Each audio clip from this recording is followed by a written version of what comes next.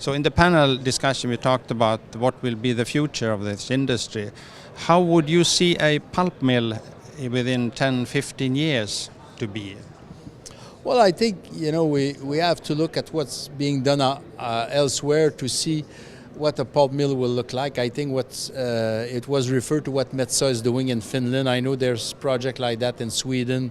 I think a pulp mill and a paper mill will be a cluster of different businesses. Today, if we take a paper mill, most of the paper mill now, have a lot of the paper mill have electric generation capacity from cogeneration. And then I think in the future they will have a biotechnology of some sort. And they will expand their offer in terms of paper products, chemical product, energy, so that you will have a complex with several sources of revenue that will ensure the survival in the various economic cycles. Does this mean that the pulp mills of the future will be raw material supplier to other businesses, or do you think that the pulp industry will expand into other sectors? I think it will be a combination of both. It will depend probably where you are and exactly what's the footprint of your mill.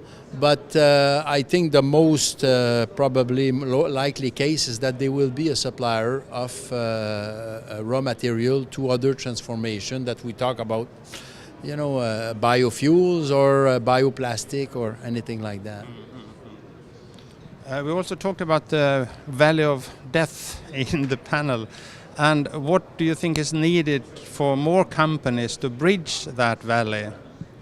Well, when you read about new technology development and new product development, everybody is talking about that valley of death where you basically have developed a technology and there's a gap. Sometimes it's 2, it can be up to 5 years where you're in a pre-commercialization stage and you have to spend money and without any revenue. So I think first governments have to be able to support us in that. There's got to be a way of risk sharing.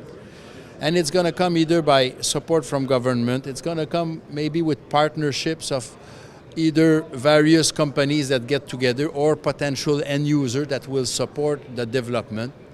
And of course it's got to be the will to go through that, because if you're dreaming, if you think you start a new technology and 3-4 years after you're commercial and making money, it just doesn't happen. And it's not only in pulp and paper, I think it's everywhere.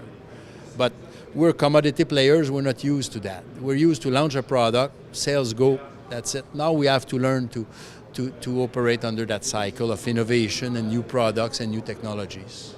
As I understand, you have just finished your product for this new product. Have you, or are you working on strategies how to bridge this death of valley for this particular product? Yeah, in fact, we've already started to implement our strategies. We're operating on 2 fields. We continue development of applications in our own products.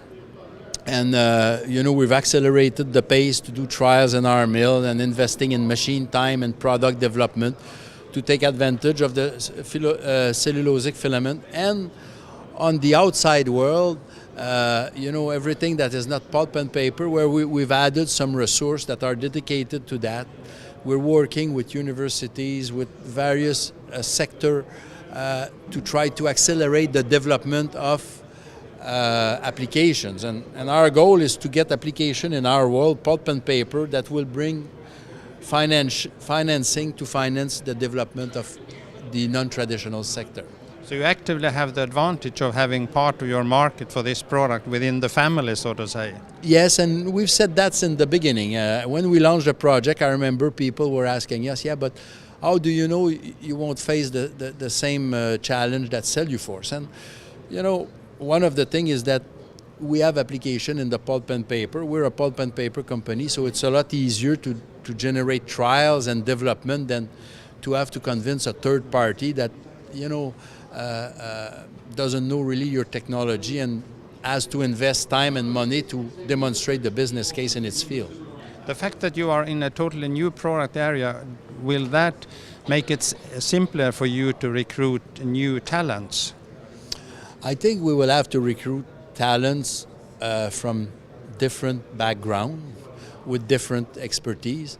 I think the key is that, yes, it's going to help because we're in a new world, but also because we're investing.